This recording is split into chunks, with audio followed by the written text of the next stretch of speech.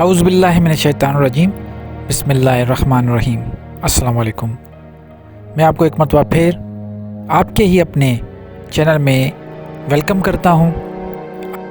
آج میں آپ کو ایک کہانی بتاؤں گا۔ وہ کہانی ایک بڑی ہستی ہے، ان سے منسلک کی ہوئی ہے۔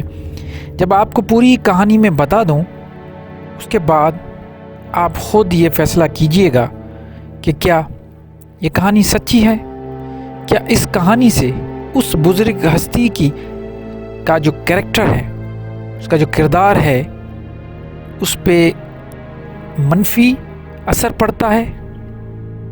کون سے اثرات پڑتے ہیں؟ اگر ہم بچپن سے ایسی کہانیاں سنتے ہیں تو ہمارے ذہن میں جو تصورات بنتے ہیں ان پہ ہمیں سوچنا چاہیے۔ آنکھ بند کر کے باتوں پہ یقین کرنا، یہ ہمارے معاشرے کا سب سے بڑا المیہ ہے۔ آپ سب لوگ ضرور کسی نہ کسی علماء سے یہ باتیں سنتے ہوں گے۔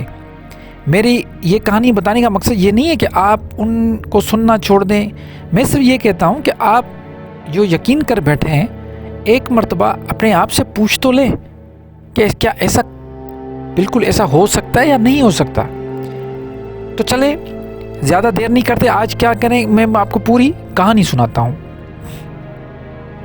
تو یہ کہانی ہے شیخ عبد القادر جیلانی کی، ان کی کرامات کے حوالے سے۔ میں نے پہلے بھی ایک اس پہ ویڈیو بنائی تھی، تو آج پھر میری نظر میں ایک اور کرامات جو ان کی گزری ہے، تو میں نے سوچا کہ یہ بھی آپ کو سنا دوں، فیصلہ خود کیجیے گا۔ تو کہانی کچھ اس طرح ہے کہ ایک مرتبہ شیخ عبد القادر جیلانی کے جو طالب تھا، اس کا انتقال ہو گیا۔ اس کی بیوی، اس طالب کی، اس خادم کی بیوی ان کے پاس آئی اور کہا کہ آپ اتنے بڑے جید عالم ہیں تو مجھے میرا شوہر واپس دلا دو۔ اس پہ شیخ عبد القادر جیلانی نے ملک الموت جسے کہیں ہم، عزازیل، وہ آسمان میں اڑ رہا تھا، اس کو جا کے پکڑ لیا۔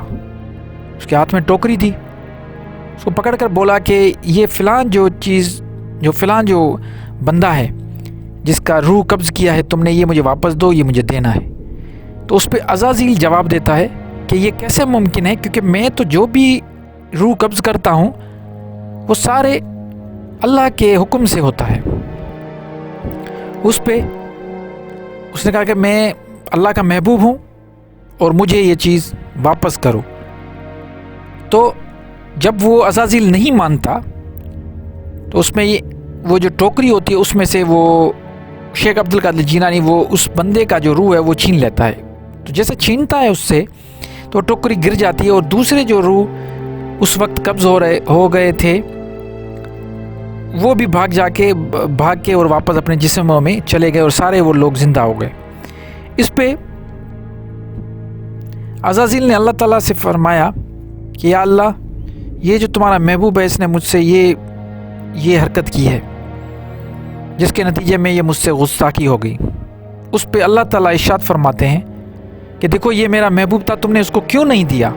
تمہارا کام تھا جب ایک میرا محبوب تمہارے پاس آتا ہے تو تم اسے وہ روح دے دیتے۔ اب تم نے وہ روح نہیں دیا، اب ایک روح کی وجہ سے سب کے روح ان کے جسم میں چلے گئے اور وہ زندہ ہو گئے۔ کہانی ختم۔ یہ آپ خود سوچیں۔ اب اس میں ساری کہانی میں جو بھی کردار ہیں، انہوں نے خود کچھ نہیں کہا، انہوں نے خود کچھ نہیں لکھا۔ یہ ان کے بعد جو لوگ پیدا ہوئے، جاہل قسم کے لوگوں نے اس قسم کی باتیں کرنا شروع کر دیں۔ اس سے کیا ہوا؟ اس سے سب سے بڑا جو مسئلہ پیدا ہوا امت میں وہ یہ ہوا کہ لوگ مردہ پرست ہوتے گئے اور قرآن سے دور ہوتے گئے۔ جو اصل مرشد قرآن ہے اس سے دور ہوتے گئے اور مردہ پرست ہو گئے، لوگوں کے پیچھے مرشد بنانے شروع ہو گئے، اور یہ بڑا نقصان ہوا۔ تو میں آپ کے ساتھ یہ جو بار بار شیئر کرتا ہوں اس قسم کی کہانیاں، وہ صرف اس لیے کرتا ہوں کہ اگر آپ کہیں پہ بھی سنتے ہیں ایسی کوئی بات، میں یہ نہیں کہتا کہ آپ ان کی عزت نہ کرو، بہت عزت کریں ان کی، یہ ولی اللہ ہیں، اللہ کے ولی ہیں، ہم بہت عزت کرتے ہیں۔ لیکن قرآن میں سورہ بقرہ میں 134 نمبر آیت میں یہ آیا ہے کہ وہ جو جو امت تھی وہ گزر گئی، ان سے تمہارا کچھ نہیں پوچھا جائے گا، تم سے تمہارا پوچھا جائے گا۔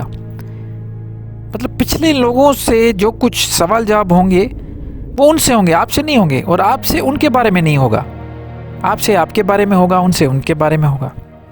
تو ہمیں کیا کرنا چاہیے؟ ہمیں قرآن کو دیکھنا چاہیے، اس کو فالو کرنا چاہیے، جو کچھ اس میں ہے اسی کو ہی اپنا مرشد مان کے اپنی دنیا اور دین کے جو فیصلے ہیں وہ ہمیں کرنی چاہیے۔ شکریہ۔